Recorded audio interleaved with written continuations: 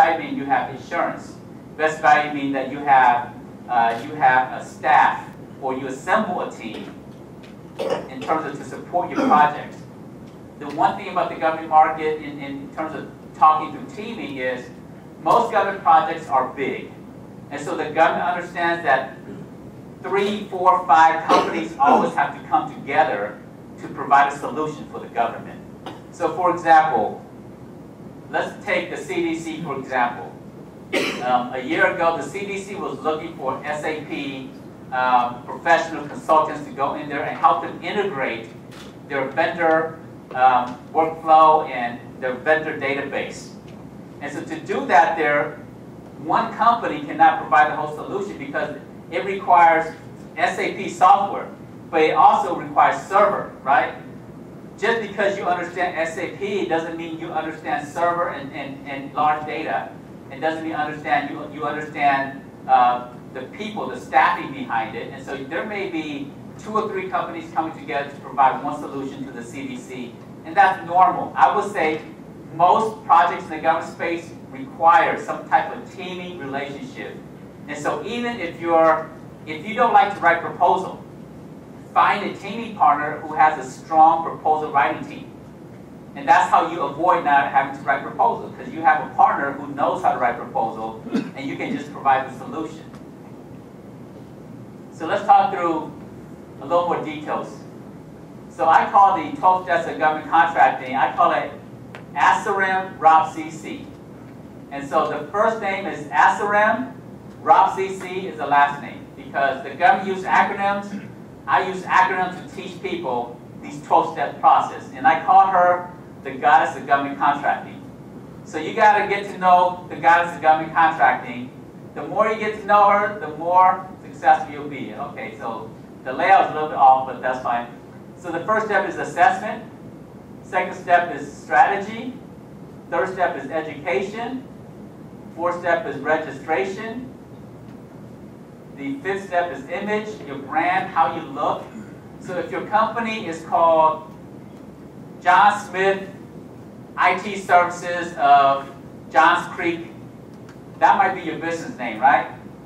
But your image looks very bad to the government, because that means that you're John Smith and you're in Johns Creek and you're a small little IT firm. So you might want to call it, you know, when IBM started, right? IBM was a small little in the garage, small little company. But their business name was called, what's IBM stand for? International Business Machines, right? And so your company, you have to paint this big picture. It's all part about image and your brand. So sometimes when I work with companies, we rechange their business name so that they look stronger. Just when the government sees their name, they look solid already. Marketing, how to market, relationship building, finding opportunities. I showed you 2 ways already with that. Proposal writing, performance, compliance, and finally closure. So let's tie it together. So the first P, there's 4 phases to that. The first P under preparation is, and the first step is assessment. So in assessing your business, you have to determine how long I've been in business. Do I have the resources? Do I want to take the time to go to the government space? And there are some companies I meet with, and after we talk and get to understand what they really do, their answer is, no, this is not the right time for your company to go to the government space. Because not everybody is right for the government, or maybe it's not the right time. So assessing is part of what you need to do before you go to the government space. The next is strategy. Do you have a strategy? What kind of strategy? So the 2 main strategies we're going to look at is, the first strategy, what's the fastest way for your company to get some government contracts, right? Because it's about how fast can you get to it. So that's the first strategy. Now the second strategy is, what's the best strategy for long-term growth? Because what works short-term does not work long-term. So we'll talk through that. Part of strategy is, before you can do that, you have to understand a new language. You have to educate yourself. Now, when I came to the US, this is how I said no, right? I nodded my head this way. I had to learn English. To go to the government, you have to learn a new language. I call it Governese. So you have to learn Governese, and it takes time to learn and speak this language fluently. So normally it takes about 6 months to kind of start to really understand and speak broken Governese before you can start to have a real conversation with buying officers, contracting officers, and so forth. And there's also a cultural difference, right? You may learn English in China, but when you come to the US, the real English here in the States is very different. Why? Because there's cultural influences, and there's a lot of different subtle things that may not be understood just because you understand the paper, but you still have to understand the culture too, as well. Like in the South, this is Georgia. In the South, if I invite you to come over for dinner, in the South, you have to eat everything on your plate, right? But in China, you're supposed to leave something on your plate, right? So the cultural differences. In the US, you try to eat everything on your plate. By eating everything on your plate tells the host that they were great hosts, that they fed you well, the food was good, and that you cleaned out your plate. That means it's a good thing in the South. In China, if you clean your plate, it means you're still hungry, and that the host is bad, and that they didn't give you enough food to eat. So cultural differences is part of understanding the language. And then registration, getting registered in SAM, getting registered in your 8A certifications, getting registered in DSBS. Many things fall under registration. And then under the next P is promotion. Your image, your brand, your name, your email. Don't use johnsmith@yahoo.com. Use a professional email. This is part of what we do is we make sure that all these things are set up so that you look professionally in the eyes of the government. Marketing is your literature. Your marketing and literature needs to look a certain way. The government does not use brochures. So you may have a beautiful brochure, and when you're marketing to the government and you say, let me send you my brochure, then they say, oh, you don't speak Governese, you don't speak their language, because they use something else called capability statement. And a capability statement is usually a one-page document.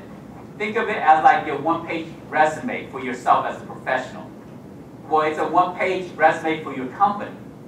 And so you have to tailor it to speak to the agencies because you're trying to do work with them. And so they use different type of marketing literature. You also need to build relationship. And I think this is part of some of the challenges for minority businesses, especially Asian-owned companies, trying to go to the government space because relationship is something that we struggle with. Am I correct? We don't always like to go and be the first person to meet somebody. And part of it is relationship building is still like the commercial market. People do work with people they know, like, and trust. And so you have to go out there, or you may be the owner, but you want to bring in a partner who's a retired government official or who's retired from the military. Or you bring in someone that plays the part that likes to do the relationship building, and you can do all the work, but you have somebody else represent you, and that's all part of relationship building. It's not about what you know, right? And it's not about who you know anymore. What is it about? It's about who knows you.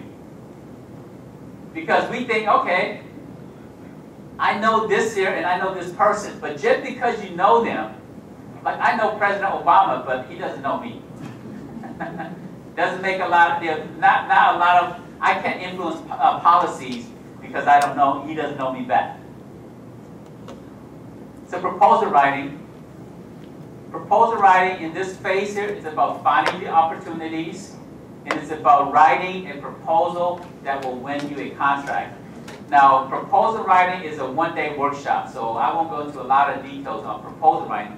I will teach you how to write proposal, if that's an area that you want to learn. But proposal writing, just so that you understand in a broad level, is this here. The government will say, I want A, B, and C. And then your proposal will say, I will give you A, B, and C. Don't give them D. If they ask for ABC, just give them ABC. And then this is how I'm going to do it, and this is why you should choose me. So those are the two things you add on to it. So that's a high-level understanding of proposal writing. And then when you get, if you write proposal, you'll get to this here, the performance phase. You get actually to do the work. And in doing the work, you get to deliver, but you have to be in compliance. And the compliance part is part of the regulations. So there might be some reporting that you need to do. There might be a weekly meetings that you need to have a meeting with, or you might need to have a project manager to work with you so that they can do the reporting for you. And that's all part of compliance. And then finally, you have to close out the project. Closing out the project means you do check all the boxes so that you can move on to the next step. So this is a high level of relationship in the government sector. So you as a contractor or the vendor, you're in the middle here. And you need to have a relationship with all these other people. So first, let's talk about the green, which is the government relationship that you need to have. So the end user is the agency itself. For example, the DOD or the CDC or GSA. These are the agencies, and they have the need. They're the one that say, we have a problem and we need a solution. Our system is old and we need to upgrade to the new system. Our website is not responsive to the new technology, and when you go to some of the government website, you can't go through on your phone because you can't see, it's too small, right? So technology is changing, and so they have a need, and so you have to go there and say, I can provide a solution for you. But if it's a project over $25,000, usually they may not be able to buy directly from you. You will need to go to the contracting officer, because they will go to the contracting officer and say, okay, I need a $3 million SAP solution for my vendor database here. And so that may be, and the contracting officer have experts that represents the government that understands SAP. And so when you go and meet with them, you speak the same language, the technical language, they understand you. But if you talk technical language to the CDC, they don't know what you're talking about. But you can talk technical language to the contracting officer because they have specialists there that understands the industry. So you need to have a relationship with these people also. They have the power. Contracting officers have the power of the pen. They can bind the government to a contract with your company, and so they have the most influence or the most power. And then you also need to get to know small business advocates or small business specialists. Now these are the SBA or the OSTRBU or the SABU or other small business specialists. They don't have any contracting authority. They cannot award you a contract because they're not the agency and they're not the contracting officer. But they have a lot of influence because their number one job is to find small businesses to do work for the government. The government cannot meet their goals, 23% set-aside goals, so they create these agencies here. So you want to get to know these agencies because their job is to help you to do government work. So relationship here is important because they can influence the contracting officer. They can say, hey, you're not meeting your 8A set-aside goals. I've got 2 good 8A companies here. Why don't you award a contract to this 8A company? So they have influence. Then you also need to have a relationship with the commercial sector. So you may be a vendor, but you need to find other small businesses. And the reason for that is most projects are larger than what you normally can handle. So you need a relationship with teaming partners. But you also need a relationship with veteran companies or women-owned companies or hubs-owned companies, because when a project comes out, if a project comes out and it says it's set aside for women-owned business and you're only 8A, then you can't go after the project. So that's why you need a teaming partner that's a women-owned or a disabled vet-owned small business, so that when a project comes out, it doesn't matter how they set it aside, you can still go after the project. Then you also need a relationship with large companies. in the large company, you need to have a relationship with the SBLO.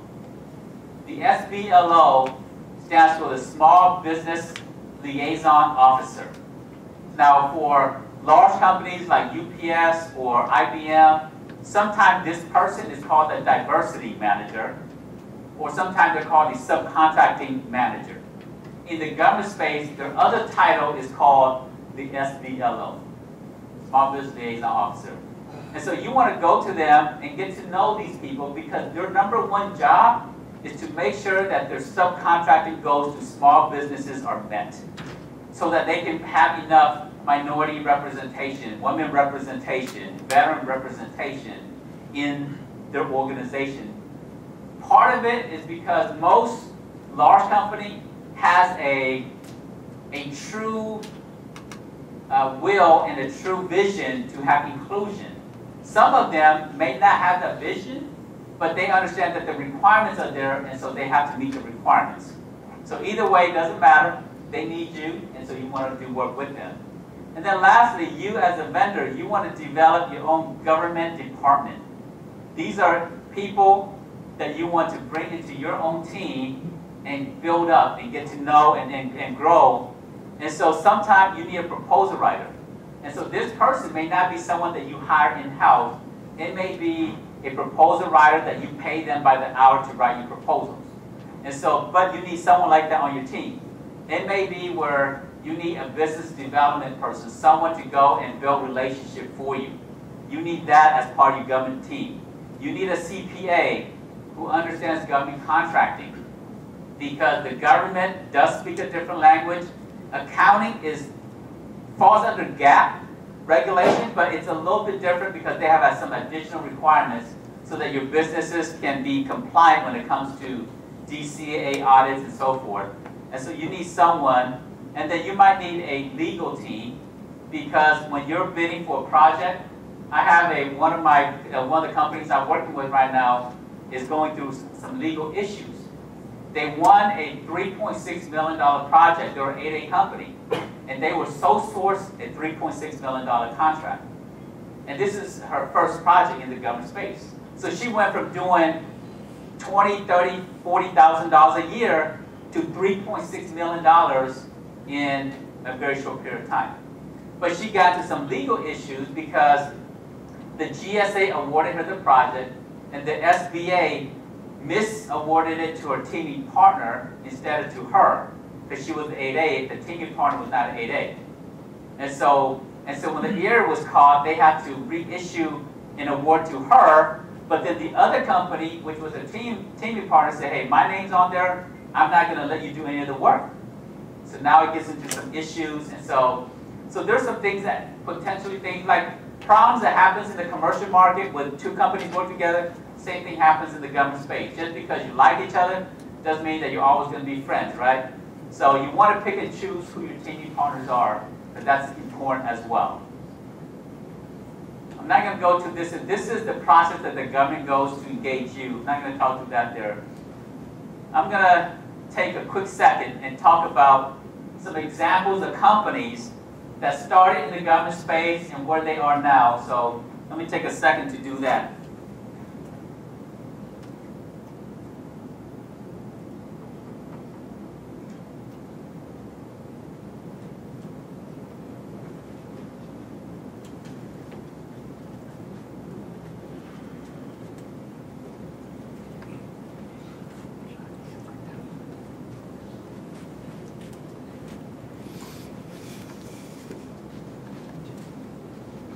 So I took some time to create some examples of companies in the government space. They started off just like you will soon. And this is Sumi. Sumi was ranked, let me see a little bit bigger.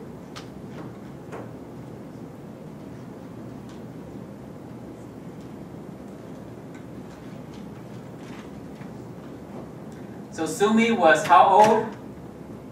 19 years old when she started doing government contracting work.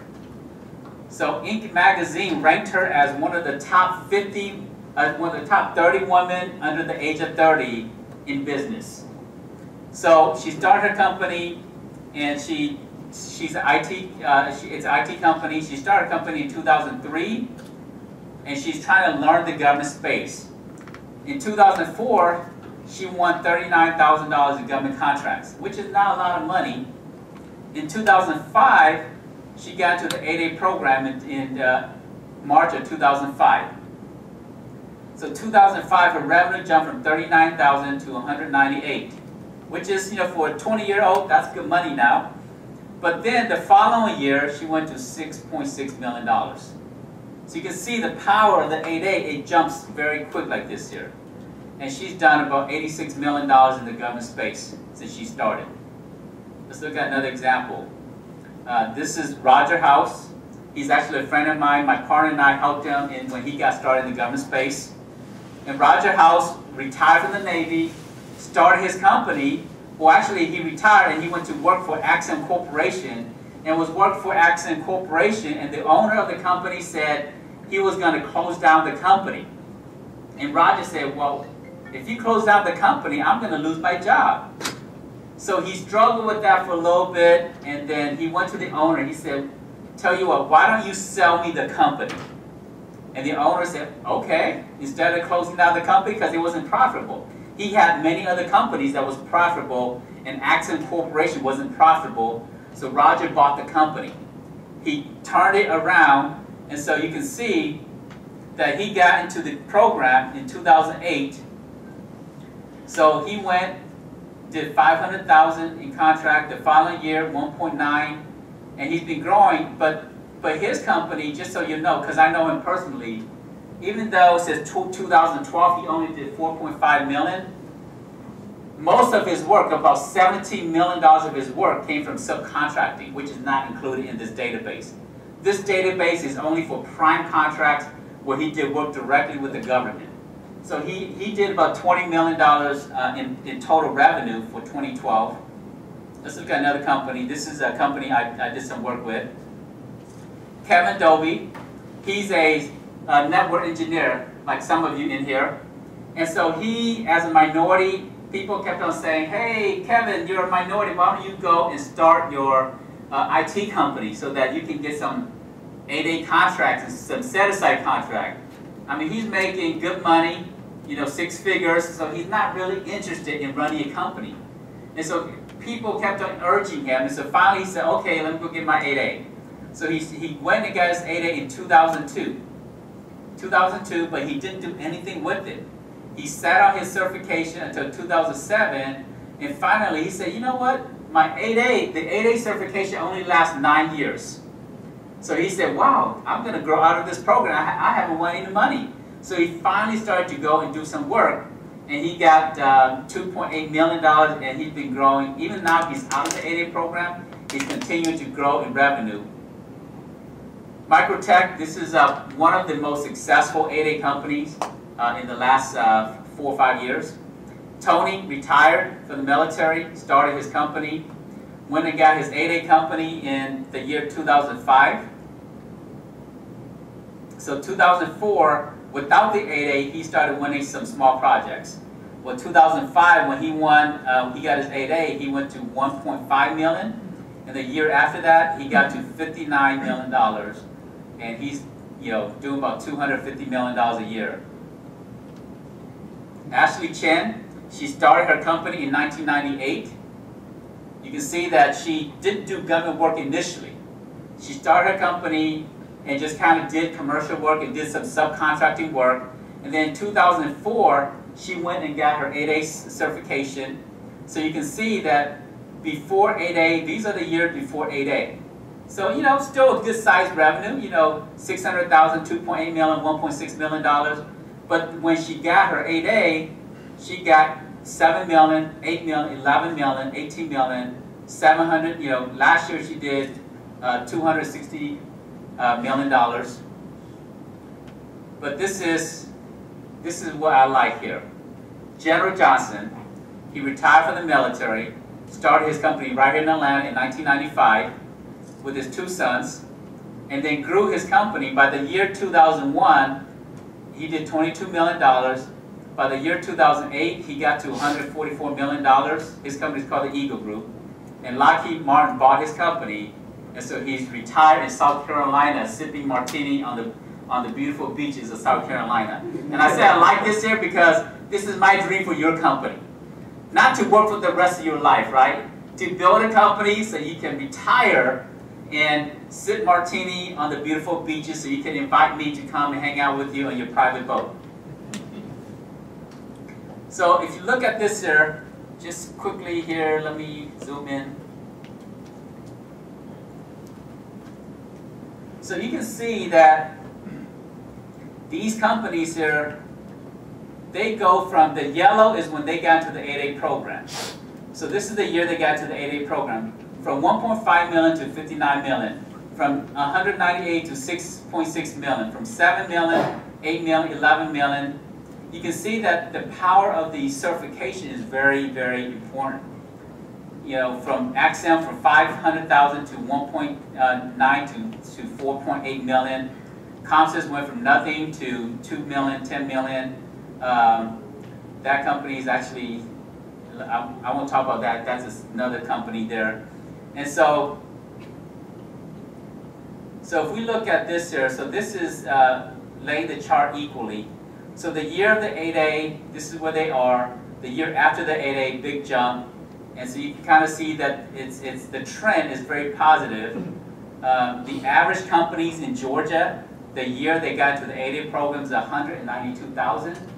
The year after the 8A program is $750,000.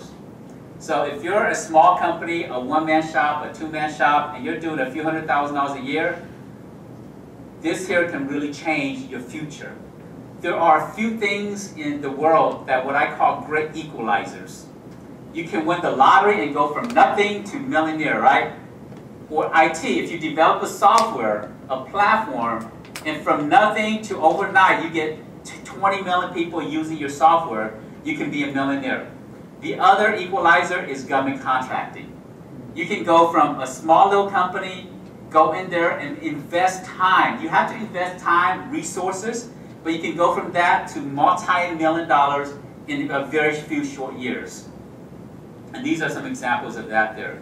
So from the first year of the 8A to the third year, you're $1 million company. If you're in DC, because this is DC, right? So we're in Georgia. DC, there's more opportunities in DC. The first year in business is average is 2.9. The year after that, you know, it just goes up higher and higher after that there. Any questions about some of this so far? The dollar amount. Let me go back to that. So this is the average number of contracts that they won. So 1.7 contracts, 8.3 contracts. But this is the dollar amount of what the revenue that they did in that year, in the first year, second year, third year. So before you move on, I have some question about this and the relationship paragraph. Sure. The Chinese people used to be very good at relationship management. Like when people come here, we were just kids, not that ongoing, not very much about relationship. And also, I think I did some questions about how do we get in case I get in trouble, for example, resolution relationship management. Sure. Will this officer ask me to change some extra money or whatever? Oh, if they ask you for, so the question is, how do you build relationship, right? What's the right way to build relationships? So that's the question. Now, there are some corruption in the government space, just like in society, right? Everywhere you go, like if I'm going to go do business in India, automatically you know that if you want to do business in India, you're going to have to give some money under the table. If you want to do business in Laos, it doesn't matter if it's the government or anybody else, you have to give some money under the table. That's kind of the culture. That's what happens over there. Well, in the government, if somebody expects you to give them money, they will go to jail, and you will lose the contract, and you may go to jail also. So we don't want to be short-sighted, but the way you build relationship is, see, I believe that because all of you are here, that your statement that we don't like to build relationship, that's not true. We just don't like to get outside of our comfort zone enough. And so because it takes time, it takes energy, it takes resources to get uncomfortable, but is it worth it to go and get uncomfortable, right? That's the question, right? And even though you may not be the person who likes to do the relationship building, you may have a friend, a partner, or an employee that loves to do that kind of thing.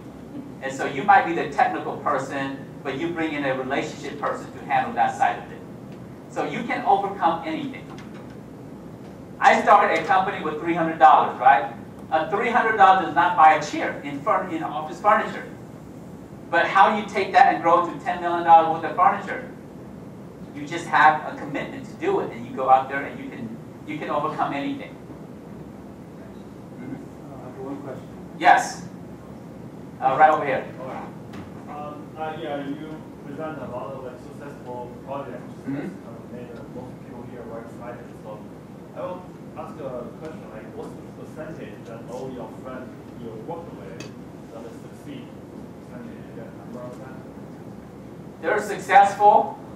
It's kind of like you're asking me, can I guarantee you success in the government space, right? I just want people here to be more. Yes. Yes. So I'll give you some some reality here. Most businesses don't succeed because I showed you that 66% of businesses that actually register to do work in the government space never win contract.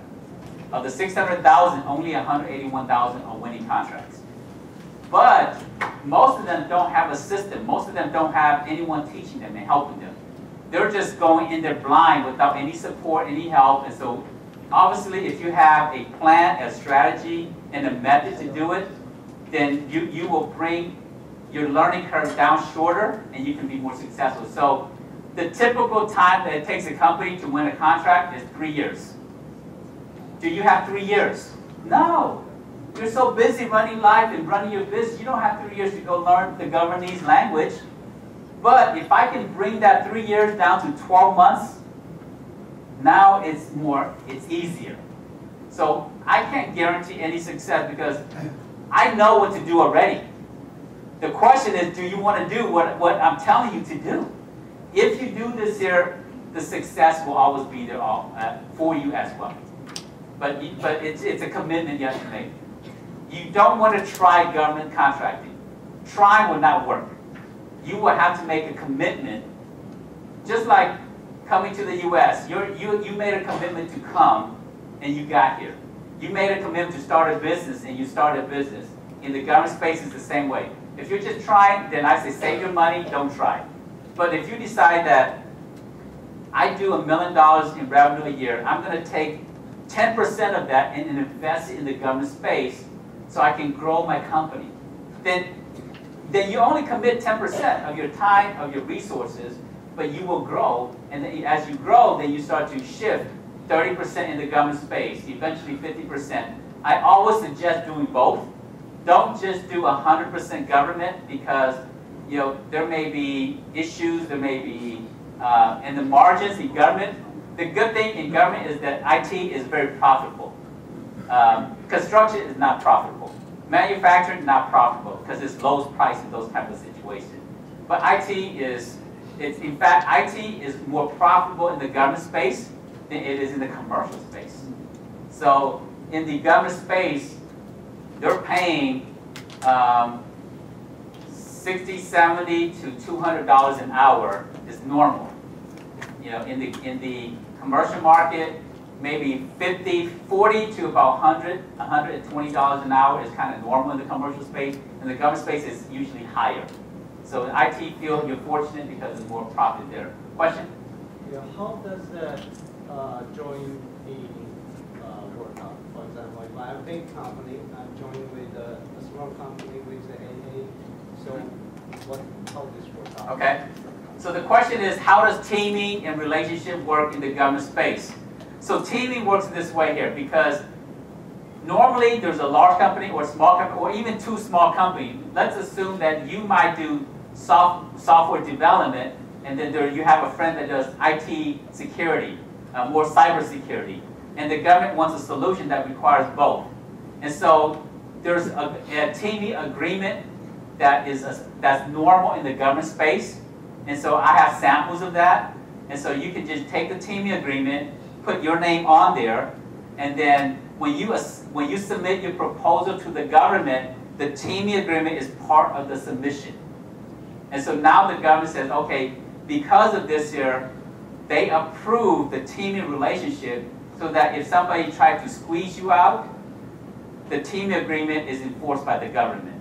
So no one can squeeze you out. The only time they can squeeze you out of a project is if you didn't perform or if you perform in a bad way. So teaming relationship is honored by the government. Unlike the commercial market, you might have a team relationship and they might just kind of leave you behind.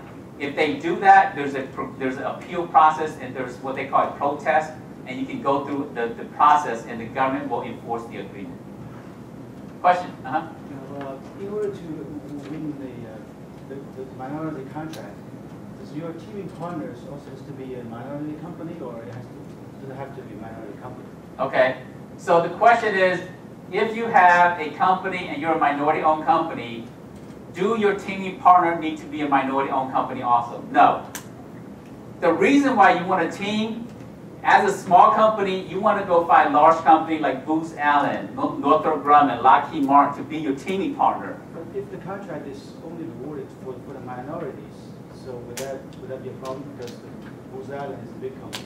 Booz Allen will need you because let's assume that there's a $5 million project and it's too big for you as a small company to do. Booz Allen as your teaming partner will allow you to be the prime contractor and you do 51% and they do 49%. And so now you both win. So your teaming partner can be a large company or a small company.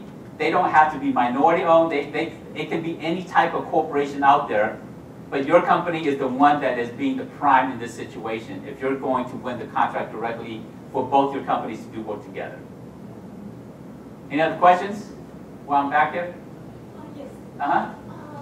Say, suppose most of us, I think here we don't know much about the government space. Mm-hmm. We might know something about business, and we are very strong for IT knowledge.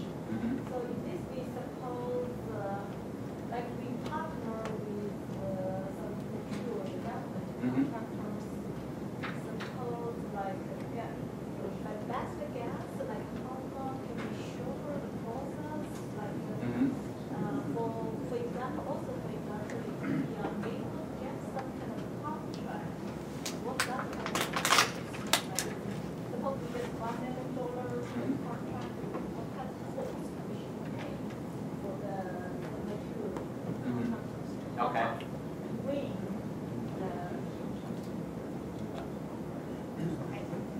So the question is, if you're going to win some contracts, you might be good in the commercial market, but you don't know the government space.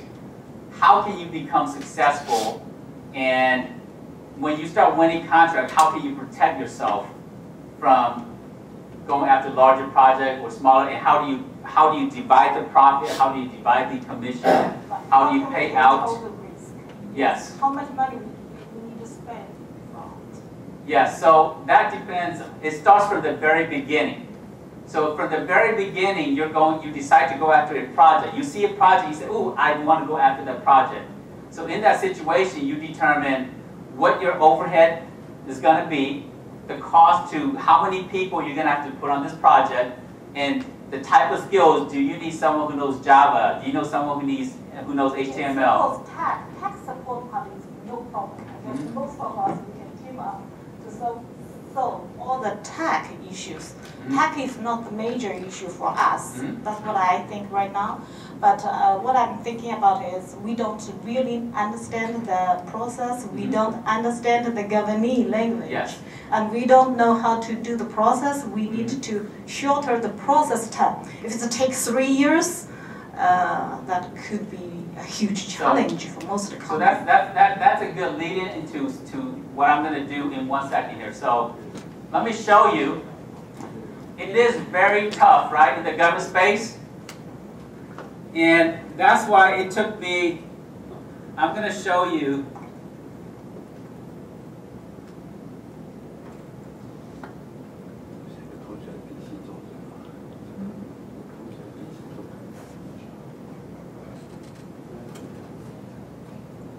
So one thing I did was I wanted to make it easy for businesses. So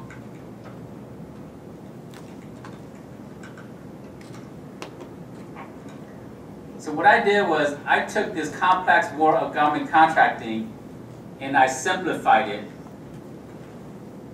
into a process.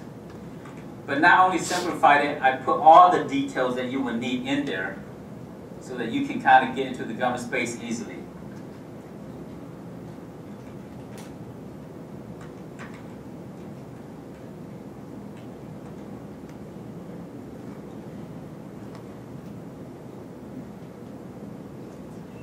So this is a software that I developed. It took me 3.5 years to take the complex world of government contracting and put it into a step-by-step process. So this 3 years can be reduced down quickly because now every step is already here. So let me show you how this works. So the formula is the 5 P's. So the first P is preparation. So now you're trying to go to the government space and you say, okay, what do I do? What's the first thing I do? First thing you have to do is do assessment. Second thing, you have to have a strategy. You have to educate yourself. You have to get registered. So I'm going to show you quickly as an example here. Let's say you want to educate yourself.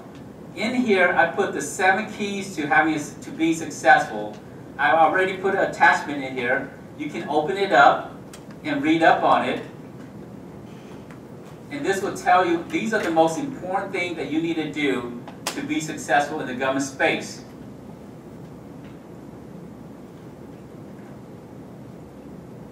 So that's too much.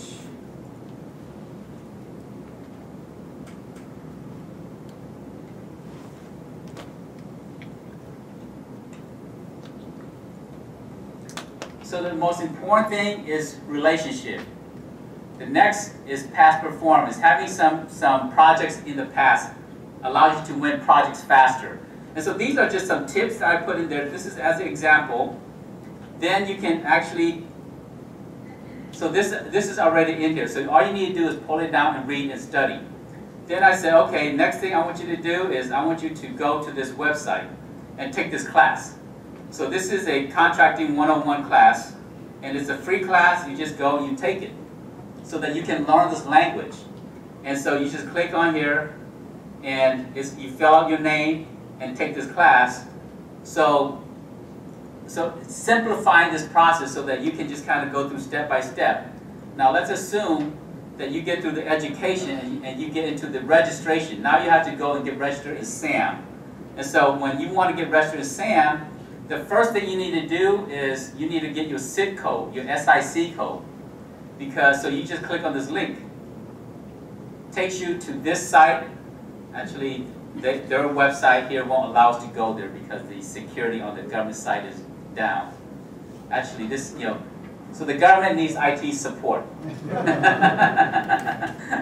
But it works outside of the UPS. If you go on a regular website or from your computer, it will take you there. Then you need to get a DUNS number. Once you get your SIG code, then you need a DUNS number. You click on this link, and it takes you to this site where you can get your DUNS number.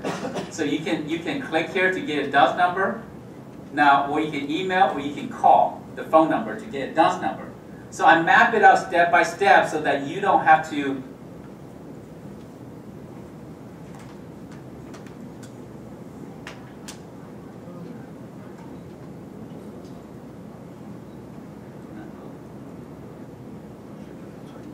so that you don't have to have issues in terms of breaking into the space.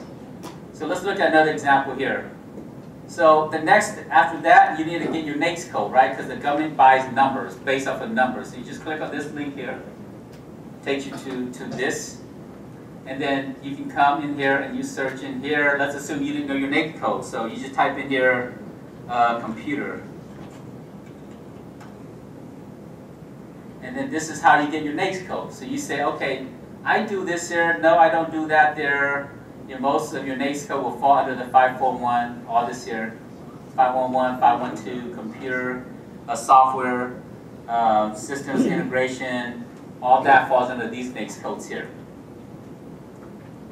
And then you can kind of go and say, okay, now that I have all of this here, let me go and get my 8A certification, or let me get my woman certification, right? So in the 8A certification, you get to this here. So under the 8A, you click on this link here, or any of this link here, so you can start learning and getting ready for your 8A. So this teaches you about the 8A itself. I'll help you with it, but it also teaches you so that you can kind of learn and go faster. And then at some point you need to write this, what they call the narrative. So let me show you the disadvantage narration. This here is a tough part here, because most people don't know how to do a great narration. So I put a sample in here. So you just click on this here, and it opens up the Word doc. And now you have an example of how to write your disadvantage narration. This just says, I was born in China. I didn't have the best of opportunities. There was challenges coming to the U.S. I had to learn a whole new language. I tried to apply for a business loan for my business, but they didn't give me the loan, or they only gave me $5,000 when I needed $50,000. We talk about the challenges that you as a business owner have, so that the government says, okay, we want to help you to grow your company. So that's the purpose of the 8A program. It's a business development program.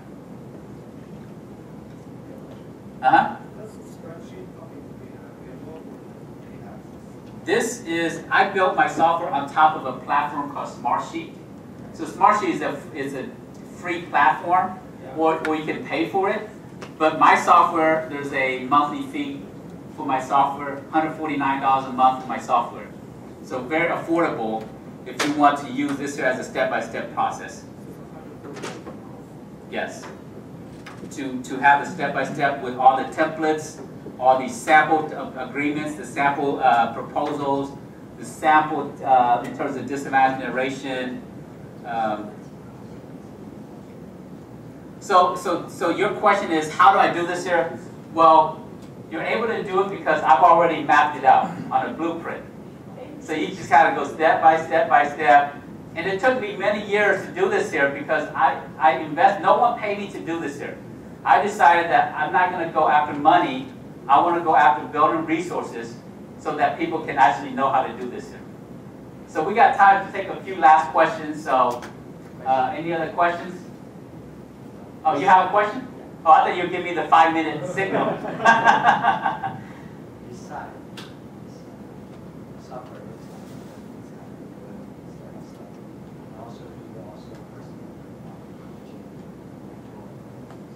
Yes, that's a good question. So for a business that's on a tight budget, they can get the software and kind of guide themselves through the process. If you're on a real tight budget. If you don't have $149 to invest in a tool like this, then you're not ready for the government. Just kind of being very friendly and very honest with you. You have to invest in your business, because it's going to hire a proposal writer is going to cost you more than that right there. But if you say, hey, we want to really seriously do this here, I do have a coaching program to work with your company and use this here as the project management tool. So every week in the coaching program, I will meet with your company, and we will talk about your company, where you are and where you want to go, and then we'll talk about these different tasks here. So instead of trying to do all of it at one time, you just kind of we take a portion of it and we work together. I'll show you how to do it and why you need to do it that way, and then you do the work, and then when we get back together, I review your work to make sure that it's done right, so that, and if it's not done right, I send you back, or if you didn't finish the work, I do some kung fu on you, and then you go back and you finish it, and then we keep on going.